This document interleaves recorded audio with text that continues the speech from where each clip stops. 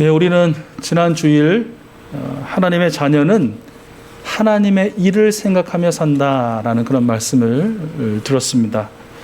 하나님의 일에서 그 일이라는 것은 우리 하나님의 걱정, 하나님의 염려, 특별히 하나님의 관심사를 말합니다. 의미합니다. 그러니까 하나님의 일을 생각한다는 것은 우리 하나님께서 특별한 관심을 가지고 계신 그 일을 나도 생각하고 그 일에 내 마음을 들이고 또 내 손과 발을 내어준다라는 말과 같은 의미입니다.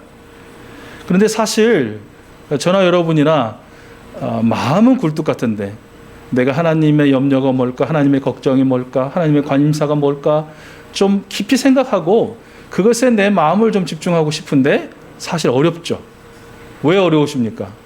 생각은 굴뚝 같은데 내 걱정이 많거든요. 내 염려가 많고 내 근심이 많기 때문이죠. 내가 관심을 기울여야 할 것들이 너무 사방에 깔려 있고요. 그것들 하나하나 돌아보는 것조차도 내 에너지가 부족하다 여기기 때문이다라는 것이죠. 근데 사실 우리는 무엇을 염려하고 무엇을 걱정하십니까? 어떤 것에 관심을 가지고 사십니까? 사실 특별한 건 없는 것 같습니다. 물론 오늘 민치사님 함께 기도하신 것처럼 어떤 이 환경의 문제, 기후의 문제라든지 또 우리나라의 새로운 지도자를 위한 문제라든지 굉장히 큰 지구적이거나 국가적이고 또 전 사회적인 것들로 걱정도 하시고 근심도 하시고 염려도 하시면서 또 관심도 기울이고 열심히 기도하고 참여하시기도 하지만 대체적으로 우리의 평상시에 관심거리가 뭔가 걱정거리가 뭔가 보면 여전히 우리 예수님 시대에 살았던 그 사람들의 그것과 닮은 것 같아요. 우리 예수님이 말씀하신 거. 무슨 말씀하셨죠? 오늘 우리 아까 찬송으로도 함께 찬송했는데 무엇을 먹을까? 무엇을 마실까? 무엇을 입을까? 라는 그 소위 의식주에 관한 나의 삶의 아주 소소한 주변적인 것들에 우리의 걱정과 염려 그리고 관심이 다 있는 것 같습니다. 무엇을 우리가 먹을까 걱정하십니까? 없어서요? 아니죠. 먹긴 먹는데 더 맛있는 거, 더 새로운 거, 지금까지 듣도 보도 못한 새로운 것들을 먹고 싶어 합니다. 냉장고 문을 열 때마다 꽉 차서 도대체 뭘 넣을 수가 없을 정도인데 뭐라고 말씀하십니까? 먹을 게 없네. 이게 우리의 사실은 아주 좀 이렇게 드러나는 그런 걱정입니다. 무엇을 입을까는 또 여러분 어떠십니까? 여러분 헐벗고 다니십니까? 타잔처럼 그렇게 하고 다니세요? 아담과 이브처럼 하고 다니세요? 아니잖아요. 옷장마다 옷이 가득해서 넣을 데가 없어가지고 또 다른 뭐라고 합니까? 이 옷 걸어놓는 행거 또 이런 걸 사서 밖에다 잔뜩 걸어놓으시는데 계절이 바뀔 때마다 뭐라고 말씀하세요? 입을 옷이 없네. 무엇을 입을까라는 그런 걱정이라는 것이죠.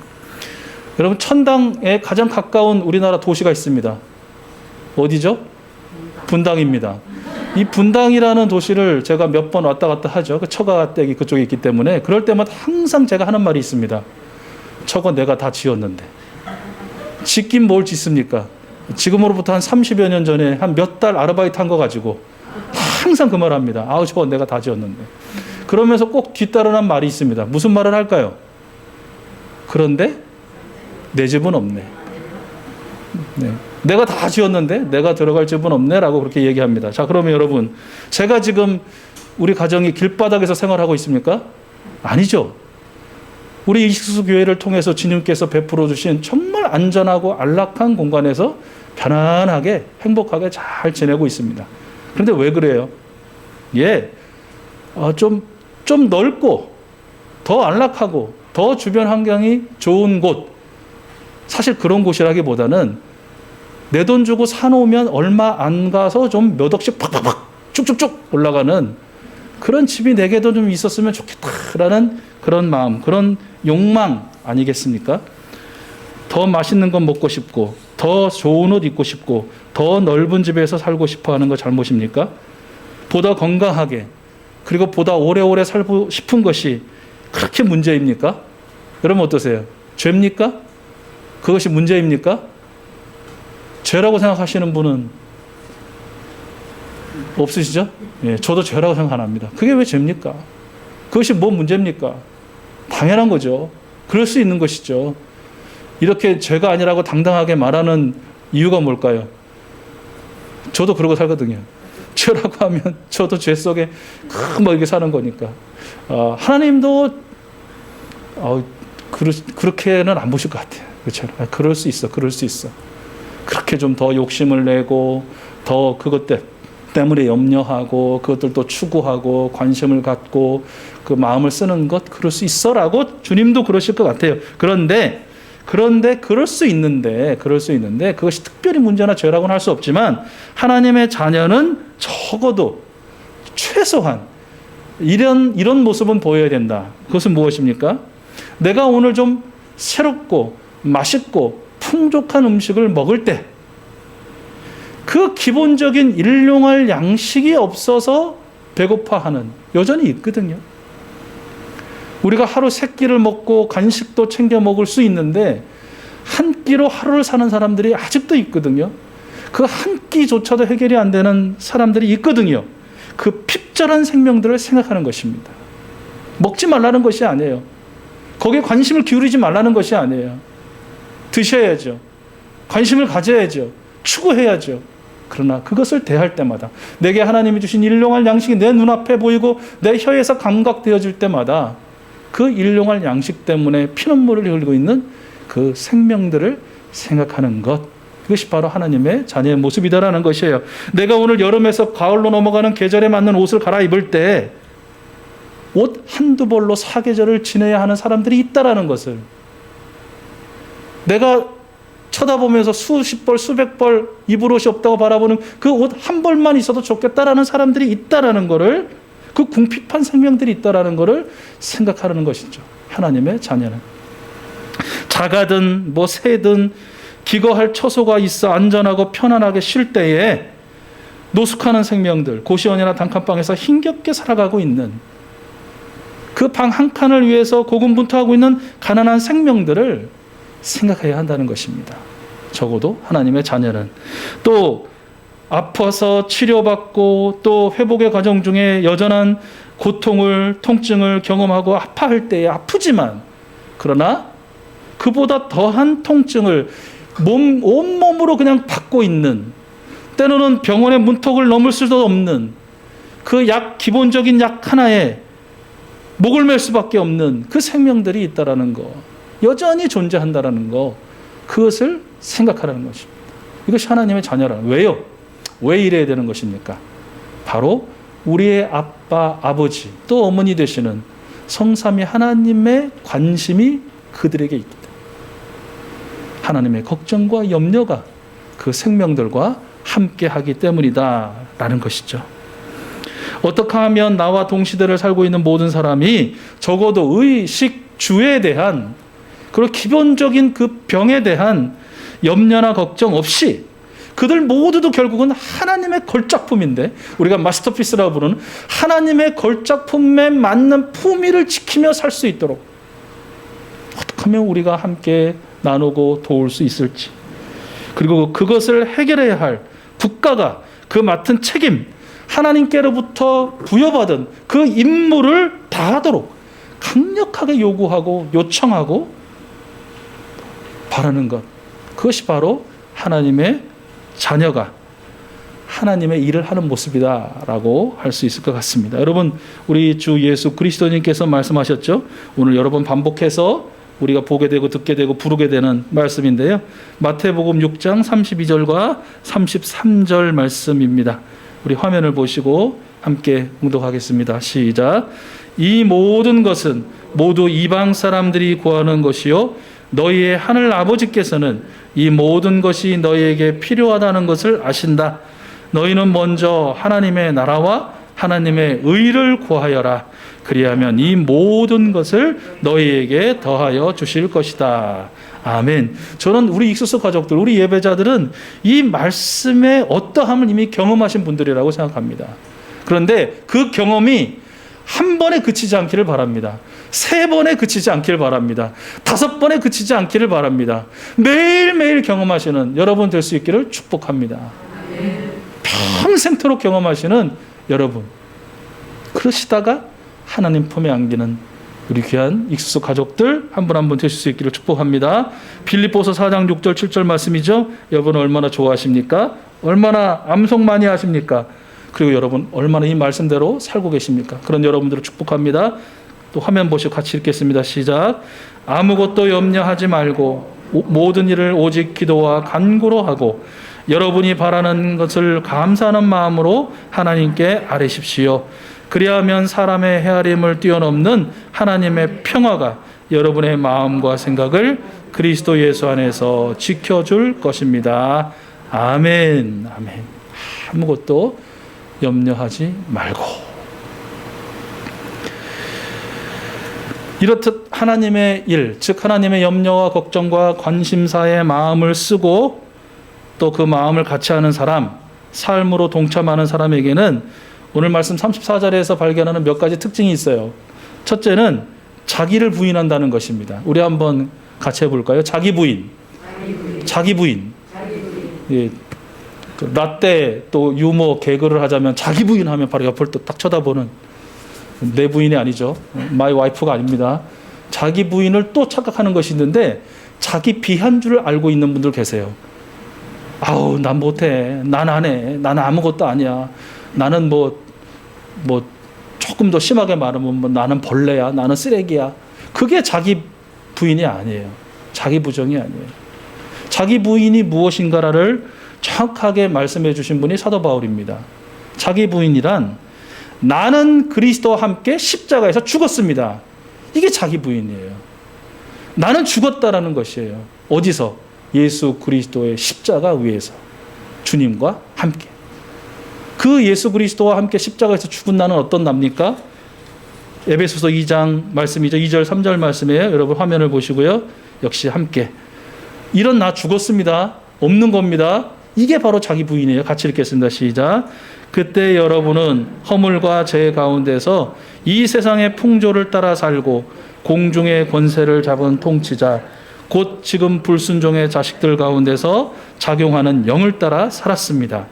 우리도 모두 전에는 그들 가운데서 육신의 정욕대로 살고 육신과 마음이 원하는 대로 행했으며 나머지 사람들과 마찬가지로 날 때부터 진노의 자식이었습니다. 이랬던 나는 이제 예수 그리스도와 함께 그분의 십자가에서 죽었습니다. 없습니다. 존재하지 않습니다. 라고 시인하는 것. 그리고 시인의 삶을 살아가는 것, 그것이 바로 자기 부인이에요. 이게 하나님의 자녀로서 하나님의 일, 하나님의 관심사에 마음을 함께 쓰고 동참하며 사는 사람의 특징이더라라는 것이에요. 두 번째는 자기 십자가를 지는 것입니다. 자기 십자가. 예수님께서는 누구의 십자가를 지셨습니까? 예수님 자기의 십자가를 지셨거든요. 자, 예수님께서 자기의 십자가를 지셨다는 것, 십자가를 지고 골고다라고 하는 해골 언덕에 오르셨다는 것은 무엇을 의미합니까? 예수님이 지신 십자가는 결코 자신의 죄 때문에 지어야 할 십자가가 아니었다는 것이에요. 자기 자신을 위한 십자가가 아니었다는 것이에요. 우리가 너무 잘 아는 것처럼 오직 창조주이신 하나님과 원수가 되어 그 하나님을 멀리 떠나 있던 우리가 하나님과 화해를 이루고 거룩하고 흠이 없고 책망할 것이 없는 사람으로 살아가게 하시려는 하나님의 구원 계획을 성취하시기 위한 바로 하나님을 위하고 우리를 위한 십자가, 그것을 자기 십자가로 여기고 기꺼이 지시고 골고다로 오르신 분이 바로 우리 예수님이시라는 것입니다. 우리가 지는, 그러니까 하나님의 자녀가 지는 자기 십자가라는 것도 이와 같다는 것이에요. 내 십자가. 자식들을 보면서 저건 주님이 허락하신 내 십자가야. 또 뭐 어떤 일이 안 되면 이게 일이 안 되는 것도 주님이 허락하신 내 십자가야. 또 몸이 약하고 막 허약한 것을 보면서 이건 주님이 내한테 날 때부터 주신 내 십자가야. 아니라는 것이에요. 자신의 죄 때문에 그리고 자신의 욕구와 욕망 때문에 생기는 여러 가지 일들, 그것이 자기 십자가 아니라. 그러면 자기 십자가는 뭡니까? 예수님 때문에 지는 십자가입니다. 내가 예수 복음을 위하여 말하고 전파하고 나누고 실천하다가 오는 그 고통, 그 고난, 그것이 자기 십자가예요. 하나님의 자녀는 예수님처럼 하나님을 위한, 생명을 위한, 복음을 위한 그 자기 십자가를 지는 사람이다 라는 것입니다. 그리고 하나님의 자녀 세 번째 특징은 예수님을 따라 산다는 것이에요. 오늘 예수님께서 나를 따라오너라 라고 그 아시죠?